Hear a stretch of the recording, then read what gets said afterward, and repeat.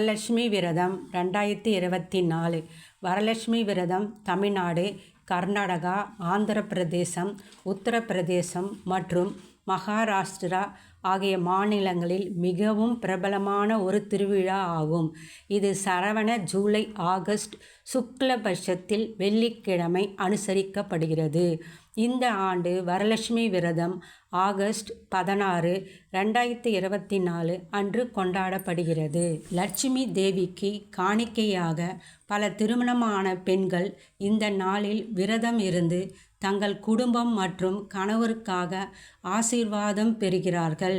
வரா என்பது வரங்கள் என்று மொழிபெயர்க்கப்பட்டுள்ளது. இந்து லட்சுமி தன்னை வழிபடுபவர்களுக்கு அருளுகிறாள். வரலட்சுமி விரதம் எப்படி கொண்டாடப்படுகிறது? திருமணமான பெண்கள் வியாழன் அன்று சூரிய உதயம் முதல் சூரியன் மறையும் வரை விரதமிருந்து பூஜைக்கான ஏற்பாடுகளை செய்வார்கள். வெள்ளிக்கிழமை அன்று பக்தர்கள் அதிகாலையில் எழுந்து சூரிய உதயத்திற்கு முன்பாக தலை சாணம் செய்வார்கள். வீட்டை சுத்தம் செய்து ரங்கோலி மற்றும் கலசத்தால் அலங்கரிக்கப்படுகின்றனர். கடைசியாக கலசத்தை மா இலைகளால் அலங்கரித்து மஞ்சள் தடவி தேங்காய் மூடி வைக்க வேண்டும்.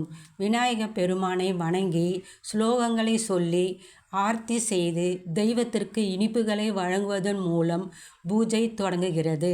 பெண்கள் தங்கள் கைகளில் மஞ்சள் இலைகளை கட்டிக்கொண்டு பரிசுகளை பரிமாறிக்கொள்வார்கள். புழுங்கல் அரிசி, பொங்கல் மற்றும் வெல்லத்தால் செய்யப்பட்ட இனிப்புகள் விநியோகிக்கப்படுகின்றன. பக்தர்கள் சனிக்கிழமை அன்று சடங்குகளை முடித்து குளித்த பிறகு கலசத்தை அகற்றுகிறார்கள்.